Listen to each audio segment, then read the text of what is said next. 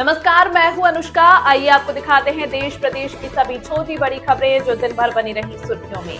आज big story में देखिए, इंटरनेशनल क्राइम ट्रिब्यूनल आईसीटी ने बांग्लादेश की पूर्व प्रधानमंत्री शेख हसीना को दोषी ठहराते हुए मौत की सजा सुनाई। हसीना को सजा सुनाए जाने के बाद चीन की प्रतिक्रिया भी सामने आई है। चीन ने मंगलवार को कहा कि बांग्लादेश की अपदस्थ प्रधानमंत्री शेख हसीना को सुनाई गई मौत की सजा ढाका का आंतरिक मामला है। चीन ने इस घटनाक्रम पर आगे कोई टिप्पणी करने से इनकार कर दिया है। कांग्रेस सांसद शशि थरूर ने एक बार फिर पीएम मोदी की तारीफ की है। इससे पहले भी वह कई बार पीएम मोदी की तारीफ कर चुके हैं, जिसे लेकर कांग्रेस पार्टी के साथ उनके मतभेद सामने आते रहे हैं। सोशल मीडिया प्लेटफॉर्म एक्स पर एक पोस्ट में शशि थरूर ने कहा कि उन्हें दिल्ली में एक निजी कार्यक्रम में आमंत्रित किया गया था, जहां प्रधानमंत्री ने विकास के लिए भारत की रचनात्मक अधीरता और उत्तर औपनिवेशिक मानसिकता के लिए पुरजोर समर्थन पर बात की।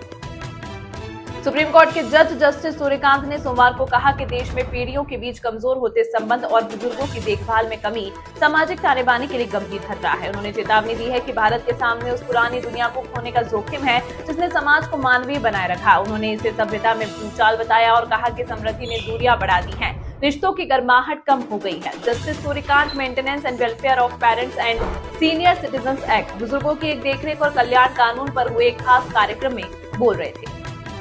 बिहार विधानसभा चुनाव में एनडीए गठबंधन को प्रचंड जीत मिली। एनडीए ने राज्य की 243 विधानसभा सीटों में से 202 सीटों पर जीत हासिल की और सत्ता को बरकरार रखा। अब बिहार में एनडीए की नई सरकार के गठन की प्रक्रिया जारी है। आपको बता दें कि बिहार में एनडीए की जीत में राष्ट्रीय स्वयंसेवक संघ की भी बड़ी भूमिका मानी जा रही है। संघ की सक्रियता के कारण बिहार में भाजपा का ग्राफ काफी ज्यादा बढ़ा है। भारत के प्रमुख एयरपोर्ट्स में शामिल बेंगलुरु एयरपोर्ट पर एक बड़ी वारदात को नाकाम कर दिया गया। यहां अचानक एक संदिग्ध हमलावर चाकू लेकर दौड़ने लगा। हमलावर के हाथ में चाकू था और वो दो टैक्सी चालकों पर हमला करने के लिए उनके पीछे दौड़ रहा था। डरे हुए टैक्सी चालक जान बचाने के लिए भाग रहे थे। इस दौरान मौके पर तैनात सीआईएसएफ के जवान अलर्ट हो गया और उसने हमलावर को पकड़ लिया। इस कारण बेंगलुरु एयरपोर्ट पर एक बड़ी वारदात टल गई। गर्लफ्रेंड को जैसे ही पता चला उसका प्रेमी है शादीशुदा, उसे किस करते समय दांत से जीभ काट कर की अलग। घायल प्रेमी को अस्पताल में भर्ती कराया गया, जहां उसका इलाज चल रहा है। घायल व्यक्ति की पत्नी और परिजनों ने पुलिस में केस दर्ज कराया है। पुलिस मामले की जांच में जुटी हुई है। राम मंदिर के शिखर पर धर्म ध्वज फहराने का ऐतिहासिक क्षण नजदीक आ गया है। इसे लेकर तैयारियां तेज हो गई हैं। वहीं ध्वजारोहण समारोह से पहले अयोध्या एयरपोर्ट पर व्यापक सुरक्षा व्यवस्था की गई। इस समारोह में प्रधानमंत्री नरेंद्र मोदी सहित कई अति विशिष्ट अतिथि वीवीआईपी शामिल होंगे। ऐसे में एयरपोर्ट पर लगभग 80 चार्टर्ड विमानों के उतरने की संभावना है। राम मंदिर निर्माण समिति के चेयरमैन नृपेंद्र मिश्र अयोध्या पहुंचे और उन्होंने व्यवस्थाओं का विस्तृत निरीक्षण किया। बता दें कि 25 नवंबर को पीएम मोदी भी यहां मौजूद रहेंगे। सोशल मीडिया प्लेटफॉर्म एक्स, जो पहले ट्विटर के नाम से जाना जाता था, डाउन हो गया था और इस पर कई यूजर्स के पोस्ट लोड नहीं हो पा रहे थे। यूजर्स की शिकायत के बाद कंपनी ने इस पर फौरन एक्शन लिया और इसे जल्द ही ठीक कर लिया। X.com आज फिर एक बार डाउन हो गया था और एक्स के कई यूजर्स को इस पर पोस्ट लोड करने, अकाउंट एक्सेस करने और अपनी टाइमलाइन एक्सेस करने में दिक्कतों का सामना करना पड़ रहा था। इस सोशल मीडिया प्लेटफॉर्म पर यूजर्स की टाइमलाइन पर फीड रिफ्रेश नहीं हो पा रही थी और उन्हें अपडेट्स नहीं मिल पा रहे थे। यूपी शिक्षा सेवा चयन आयोग ने प्रशिक्षित स्थानक शिक्षक यानी टीजीटी चयन लिखित परीक्षा विज्ञापन संख्या को स्थगित कर दिया गया। ये परीक्षा 18 व 19 दिसंबर 2025 को आयोजित होनी थी। आयोग की मंगलवार को हुई बैठक में परीक्षा स्थगित करने का फैसला लिया गया। यूपी शिक्षा सेवा चयन आयोग के उप सचिव ने लिखित परीक्षा स्थगित करने की जानकारी प्रेस विज्ञप्ति जारी करके दी है। उन्होंने बताया कि 18 व 19 दिसंबर 2025 को होने वाली परीक्षा की आगामी तिथि बाद में घोषित की जाएगी। उत्तर प्रदेश के मुख्यमंत्री योगी आदित्यनाथ ने आज यानी 18 नवंबर को मतदाता सूची के विशेष गहन पुनरीक्षण प्रक्रिया के लिए अपना फॉर्म भरा। एक वरिष्ठ अधिकारी ने बताया कि मुख्यमंत्री ने सुबह गोरखनाथ मंदिर के सभा कक्ष में यह फॉर्म भरा।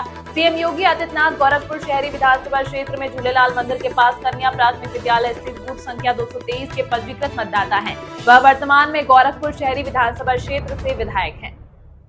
उत्तर प्रदेश के शाहजहांपुर जिले से एक हैरान कर देने वाला मामला सामने आया। यहाँ शादी समारोह का माहौल अचानक से मातम में बदल गया। जिले के मदनापुर इलाके में एक विवाह समारोह के दौरान कॉफी मशीन फूट गई। कॉफी मशीन फटने की वजह से एक व्यक्ति की मौत हो गई तथा एक अन्य घायल हो गया। मृतक की पहचान कॉफी बनाने वाले सुनील के तौर पर हुई है, जबकि घायल व्यक्ति वहीं पास में खड़ा था, जिसकी पहचान सचिन के रूप में हुई है। फिलहाल घायल को अस्पताल में भर्ती कराया गया, जहाँ उसका इलाज किया जा रहा है। दिल्ली एनसीआर में ग्रेप 4 अभी तक लागू नहीं हुआ है। वायु गुणवत्ता प्रबंधन आयोग ने ग्रेप 4 लागू करने की खबरों का खंडन किया।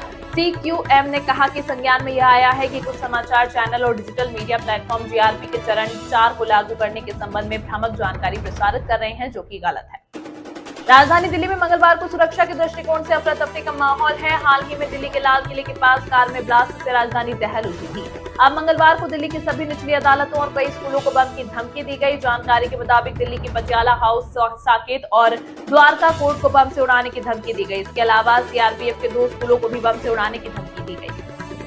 राजधानी दिल्ली में लाल किले के सामने हुए धमाके की जांच जारी है। जांच के दौरान एक सनसनीखेज खुलासा हुआ। सूत्रों के मुताबिक डॉक्टर उमर ने शू बम से यह धमाका किया। जांच एजेंसियों को कार के ड्राइवर की सीट के नीचे जूता मिला है। जूते से एक धातु जैसा पदार्थ मिला। वहीं टायर और जूते पर टीएटीपी विस्फोटक के निशान भी मिले। सूत्रों के मुताबिक उमर ने टीएटीपी विस्फोटक से हमले को अंजाम दिया था। किसान संघ, भारतीय जनता पार्टी के पदाधिकारी और उज्जैन के जनप्रतिनिधिगण और जिला प्रशासन उज्जैन के साथ मुख्यमंत्री मोहन यादव की बैठक की गई। सिंहस्थ के आयोजन को लेकर समग्र रूप से चर्चा की गई। सिंहस्थ का आयोजन दिव्य, भव्य और विश्वस्तरीय करने के लिए हर संभव प्रयास करने पर सहमति बनी। बिहार चुनाव के नतीजों के बाद लालू परिवार में घमासान मचा हुआ है। लालू की बेटी रोहिणी आचार्य परिवार और पार्टी दोनों से अलग हो गई हैं। इसके बाद वह लगातार लालू परिवार के अन्य लोगों पर हमलावर है। रोहिणी आचार्य का एक नया video social media platform x पर आया है। इस वीडियो में रोहिणी आचार्य का गला बैठा हुआ है। वह बिहार के किसी पत्रकार से फोन पर बात कर रही हैं। इस बातचीत में उन्होंने कहा कि जब किडनी देने की बात आई तो बेटा भाग गया। बिहार विधानसभा चुनाव 2025 के दौरान पार्टी विरोधी गतिविधियों में संलिप्त पाए जाने के कारण कांग्रेस पार्टी अनुशासन समिति ने कई नेताओं को कारण पत्र जारी किया। चुनाव के दौरान इन नेताओं ने मीडिया सहित अन्य सार्वजनिक मंचों पर पार्टी की आधिकारिक लाइन से हटकर बयान दिए थे, जिससे पार्टी की छवि, प्रतिष्ठा तथा चुनावी प्रदर्शन पर प्रतिकूल प्रभाव पड़ा था। प्रदेश कांग्रेस अनुशासन समिति के अध्यक्ष कपिल देव प्रसाद यादव के अनुसार संबंधित सभी नेताओं को निर्देशित किया गया है कि वे दिनांक 21 नवंबर को दोपहर 12 बजे तक अपना लिखित स्पष्टीकरण समिति के समक्ष प्रस्तुत करें। बिहार के पूर्व कैबिनेट मंत्री और जनशक्ति जनता दल के अध्यक्ष तेज प्रताप यादव ने मंगलवार को पार्टी कार्यकर्ताओं के साथ बैठक की। ये मीटिंग तेज प्रताप यादव के आवास पर हुई। तेज प्रताप ने कार्यकर्ताओं से कहा कि हार जीत लगा रहता है। कोई भी विधायक बनता है तो वह कुर्सी उसकी बपौती नहीं है। 5 साल के बाद फिर उसको जाना है। ऐसा नहीं है कि वह स्थायी है। बिहार में विधानसभा चुनाव के नतीजे सामने आ चुके हैं। अभी सीएम का शपथ ग्रहण समारोह होना है। इसी बीच केंद्रीय मंत्री जीतन राम मांझी का बड़ा बयान सामने आया। उन्होंने कहा, मुख्यमंत्री बिहार नीतीश कुमार होंगे। उन्हें विपक्ष जनादेश स्वीकार करना चाहिए। वे लोग, विपक्ष के नेता, अपनी गलतियों की बात नहीं करते। वे ईवीएम और अन्य चीजों पर दोष डालते हैं। यह सब बहानेबाजी है। इसका कोई मतलब नहीं है। 202 सीटें एनडीए को मिली है। वे विपक्ष लोग कभी एसआईआर की बात करते हैं तो कभी कुछ और बोलते हैं। भीलवाड़ा में एक बुजुर्ग सोमवार को पानी की टंकी पर चढ़कर अपनी नाराजगी प्रकट करने लगे क्योंकि पुलिस उनकी बेटी के गहने चोरी करने वाले चोरों को नहीं पकड़ रही थी। घटना सुभाष नगर थाना क्षेत्र के राजीव गांधी उद्यान की है। पानी की टंकी पर चढ़ने वाले बुजुर्ग ने आरोप लगाया कि बेटी के घर हुई चोरी के मामले में पुलिस अब तक कोई सहयोग नहीं कर रही है। बुजुर्ग के पानी की टंकी पर चढ़ने की सूचना मिलते ही सुभाष नगर थाना प्रभारी शिवराज गुर्जर मौके पर पहुंचे और वरिष्ठ नागरिक से समझाकर पानी की टंकी से नीचे उतारा।